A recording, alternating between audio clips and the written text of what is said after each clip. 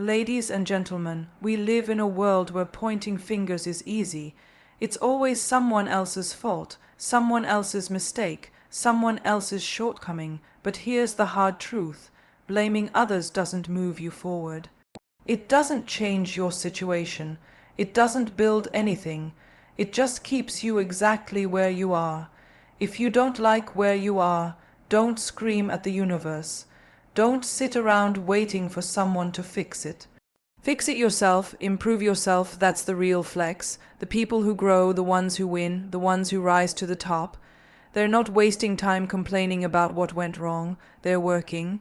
Quietly, consistently, relentlessly, they turn setbacks into comebacks and noise into focus. The day you stop blaming is the day you start evolving. It's uncomfortable, yes, growth always is.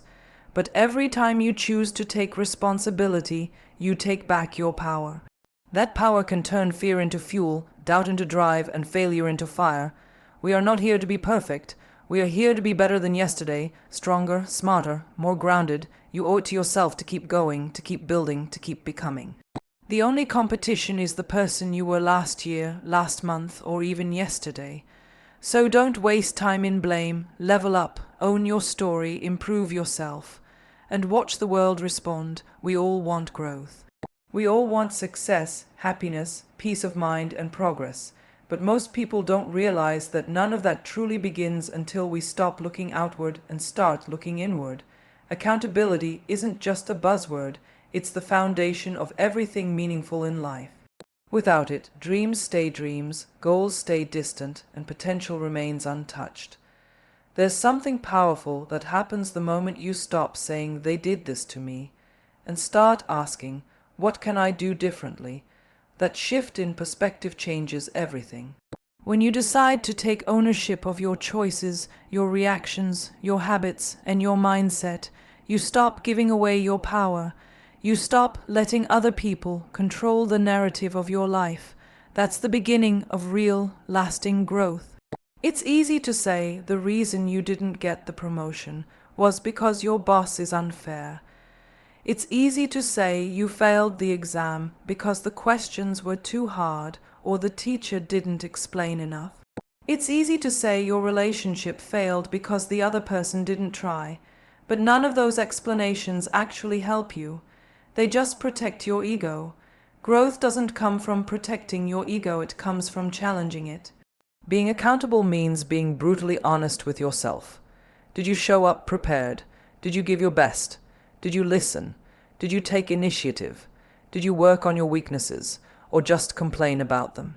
These are tough questions, and answering them requires courage, but that courage pays off in ways nothing else can. You see, when you blame others, you hand them the keys to your growth. You wait for them to change, for them to improve, for them to apologize, for them to validate you. And while you wait, your life stands still. But when you take responsibility, you put the keys back in your own hands. Suddenly, it doesn't matter what others are doing. Your progress depends on you, and that's empowering. Accountability also brings clarity. When you accept that your decisions have brought you to where you are, you begin to see the patterns. You notice what worked and what didn't. You understand what triggers your fears, what distracts you, what fuels you. And with that understanding, you start making better choices. That's growth, that's evolution. One of the most underestimated traits in successful people is the ability to own their mistakes. Not hide them, not excuse them, not sugarcoat them. Own them, learn from them, improve because of them. Mistakes don't break people. Denying them does. When you embrace accountability, you stop being afraid of failing, because you realize failure isn't the end. It's just data, it's feedback, it's redirection. Accountability also breeds self-respect. Think about it. When you know you've done everything in your power to be better, to fix what went wrong, to rise above your circumstances, you walk differently. You carry yourself with quiet confidence, not arrogance, but conviction, because you're not hiding from the truth. You're facing it head on, and that kind of inner strength is magnetic. Growth doesn't come overnight. It's not always loud or dramatic. Sometimes it looks like choosing to stay calm instead of lashing out. Sometimes it looks like going back to the drawing board after a loss. Sometimes it looks like waking up earlier to try again, even when you feel discouraged. And none of that is possible without accountability, because when you know you're responsible, you don't need to wait for motivation. You create discipline, you take action, you keep going. Some people think accountability means blaming yourself for everything. It doesn't. It means understanding the role you played without drowning in guilt. It means separating what's within your control from what isn't, and choosing to focus on the part you can change. That's where your power lies. That's where your transformation begins. Look around. The people who keep growing, who keep evolving, who keep leveling up. They're not perfect, but they're honest. They don't need to be told where they went wrong. They already know, and they're already working on it. That's why they stand out. That's why they keep rising. You don't have to fix everything in a day. You don't need to have all the answers. But you do need to be willing to ask better questions. You do need to stop pointing fingers. You do need to stop waiting for someone else to save you. Because once you realize that your future isn't in their hands, it's in yours, something shifts. You stop playing small. You stop hiding behind excuses. You stop settling. That shift is accountability, and it's the first, boldest, most powerful step toward real growth. Blaming others delays your own progress. It's a natural instinct. When something goes wrong, the first reaction is often to look around and find someone else to blame. We're wired to protect our self-image, to shield ourselves from the discomfort of responsibility. But what starts as a defense mechanism quickly becomes a habit, and that habit becomes a cage. Every time you blame someone else for your setbacks, you pause your own growth. You delay your own journey. You trade progress for comfort, and over time, that cost becomes far too high. Blaming others might make you feel better in the moment. It might give you a temporary sense of relief, a sense that the situation is out of your control and therefore not your fault. But here's the reality: if it's always someone else's fault, then you've given all your power away. You've surrendered the opportunity to learn, to change, to rise above the situation. Growth requires motion, and blaming stops you in your tracks. Think about how often you've said or heard phrases like "they didn't support me," "they held me back," "they didn't give me a chance." Maybe that's true. Maybe people have hurt you, dismissed you, underestimated you.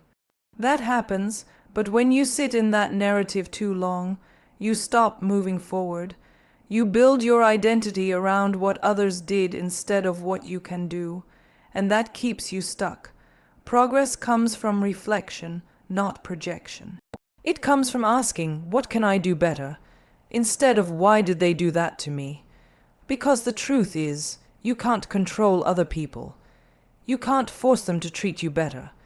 You can't rewrite what they said or did. But you can control how you respond.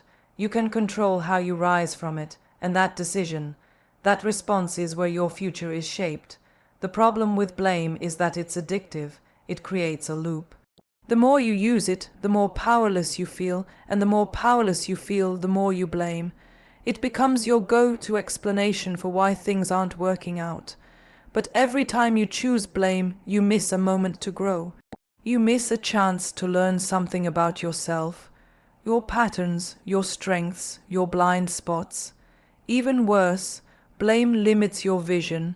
It narrows your perspective. You become so focused on what others did wrong that you miss what you could be doing right. You stop looking inward. You stop asking the hard questions, and without those questions, there's no transformation. Real progress is uncomfortable. It asks you to face things you'd rather avoid. It asks you to admit when you've fallen short, when you've made mistakes, when you've sabotaged your own potential. That's not easy, but it's necessary, because the people who grow the most aren't the ones who always get it right. They're the ones who take ownership when they get it wrong. They don't spend their energy blaming others, they spend it becoming better. Blame is also a distraction. It keeps you busy pointing fingers instead of building. Instead of doing the work, learning the skills, strengthening the mindset, you waste precious time rehashing what went wrong and who's to blame for it. But blaming doesn't build resilience, it doesn't sharpen your tools. It doesn't make you smarter, stronger, or more equipped for the next challenge. It just keeps you circling the same story over and over again. Let's be clear, acknowledging someone else's wrong behavior is not the same as blaming them for your lack of progress. You can recognize that someone hurt you without letting that hurt define your future. You can hold someone accountable for their actions without handing them the steering wheel to your life. The difference lies in what you do after that recognition. Do you stay stuck in the past, or do you take control of what happens next? Progress demands action. It requires you to stand up, take a deep breath, and say, okay, that happened, now what? It's that question, now what? That opens the door to growth. It forces you to look forward instead of back. It brings the focus back to you where it belongs. Some of the strongest people you'll ever meet have been through the worst. They've been betrayed, overlooked, dismissed, underestimated. But you won't find them stuck in blame. You'll find them building, learning, evolving. They've figured out that blame doesn't pay off. Action does. They've made peace with the past not because it was fair, but because they refused to let it hold them hostage. You can't control everything that happens to you, but you can absolutely control what you do with it. And the moment you stop blaming is the moment you start becoming. Progress begins the second you say, I'm not going to wait for anyone else to fix this. I'm going to figure it out. I'm going to grow through it. I'm going to move forward. Blame may give you a reason to stand still, but accountability gives you the wings to fly. Challenges are meant to shape you, not break you. Life doesn't hand out growth for free. It tests you. It pushes you. It throws curveballs when you least expect them, and in those moments, it's easy to feel like the universe is against you, like you're being punished or held back. But challenges aren't there to destroy you. They're not meant to break your spirit. They're placed in your path to shape you, sharpen you, and show you what you're really made of.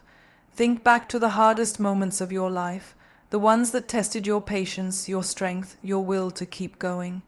Maybe you felt lost, maybe you were on the edge of giving up, but you didn't, you're still here, and even if it didn't feel like it at the time, those moments carved something powerful into you. They forced you to grow in ways comfort never could. Challenges reveal the real you, not the version you post online, not the version everyone else thinks they know, but the one who shows up when it's dark, when it's tough, when no one is clapping. That version of you is the one that builds character. That's the one who learns resilience, patience, grit, and you can't fake that. You can't download it, you earn it, one challenge at a time. When life gets uncomfortable, you get a choice. You can collapse or you can evolve. You can ask, why me? Or you can ask, what is this trying to teach me? The question changes everything, because when you stop seeing obstacles as punishments and start seeing them as preparation, you begin to realize they're not in your way. They are the way. No diamond is formed without pressure. No sword is forged without fire. No great person ever became great by skipping struggle. Challenges are not roadblocks, they're training grounds. Every setback is a lesson in disguise. Every failure is a masterclass in resilience. Every disappointment is a chance to reset your focus and find your edge. Sometimes life will knock you down just to see if you have the courage to get back up stronger. And that's not cruelty, that's growth. Because unless you're stretched, pushed, and tested, you'll never know how far you can really go. Comfort zones are cozy, but nothing extraordinary ever came from staying safe. Progress demands discomfort. You grow through what you go through. Challenges introduce you to new versions of yourself. The confident version, the bold version, the focused version, and those versions don't show up when things are easy. They come out when you're tired but you show up anyway, when you're scared but you try anyway, when you're unsure but you take the step anyway. The strongest minds are not those who avoid the storm. They're the ones who learn to dance in the rain. They've learned that struggle isn't a stop sign. It's a signal to shift, to adapt, to rise. They've learned how to turn pain into power, and that's not magic, it's mindset. You don't get to choose when or how challenges come, but you do get to choose how you respond. You can let them break your spirit, or you can let them build your strength. You can play the victim, or you can become the author of your comeback story. One path delays your growth. The other transforms your life, and yes, challenges hurt. They bring failure, rejection, loneliness, confusion, but they also bring wisdom. They bring clarity. They show you who's really in your corner, what truly matters, and what you're capable of overcoming. That kind of clarity is priceless. Growth isn't always pretty. It doesn't always come with applause or recognition. Sometimes it's quiet. Sometimes it's ugly. Sometimes it's just you, grinding it out when nobody's watching. But those moments, the ones where you choose to keep going when everything inside you wants to quit, those are the moments where your future is built. Every person who's ever made a mark in the world has walked through fire. They've stumbled, they've failed, they've doubted themselves, but they didn't let it end them. They let it shape them. That's the difference. It's not about avoiding challenges. It's about using them. Bending them, letting them mold you into someone stronger than you were yesterday. The challenge you're facing today might feel overwhelming. It might feel unfair, but give it time. One day, you'll look back and realize it was the turning point. The moment things began to change, not because the world suddenly got easier, but because you got stronger. So when the weight gets heavy, remember this. You're not being broken, you're being built, brick by brick. Day by day, challenge by challenge. Self-improvement is a daily decision, not a destination. Self-improvement isn't something you arrive at one day, with a grand announcement and a sense of completion.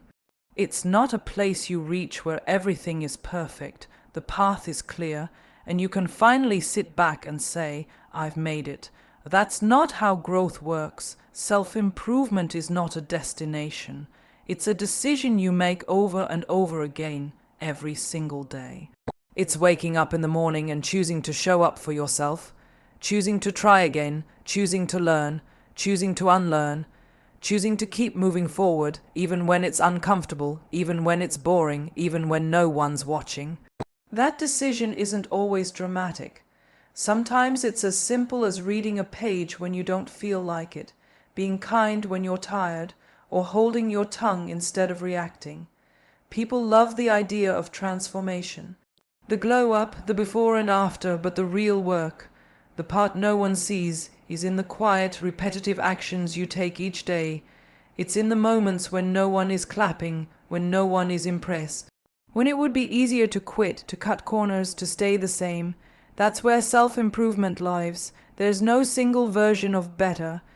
What's better for you today might look different tomorrow. Some days, self-improvement means pushing your limits. Other days, it means knowing when to rest. Some days, it's about discipline. Other days, it's about grace. But every day, it's a choice. Not a one-time decision, not a New Year's resolution, but a constant recommitment to your own growth. The truth is, you don't wake up one day suddenly confident, skilled, or successful. You become that person in small ways through consistent choices. You become more patient by practicing patience. You become stronger by facing challenges. You become wiser by learning from your mistakes, not avoiding them. That's the beauty of it. You're building yourself from the inside out. Self-improvement also requires humility. You have to be willing to admit you don't know everything. You have to be willing to accept feedback, even when it stings. You have to be open to seeing the parts of yourself you usually ignore. The habits, the excuses, the self-sabotage. That kind of honesty isn't easy, but it's necessary. Because the more aware you become, the more control you gain over your life. It's easy to say, I'll start when I'm ready. But truthfully, there's never a perfect time. There's never a day when motivation just magically stays high. That's why this is a daily decision. Because every day, life will give you reasons to stay the same. And every day, you have to choose to grow anyway.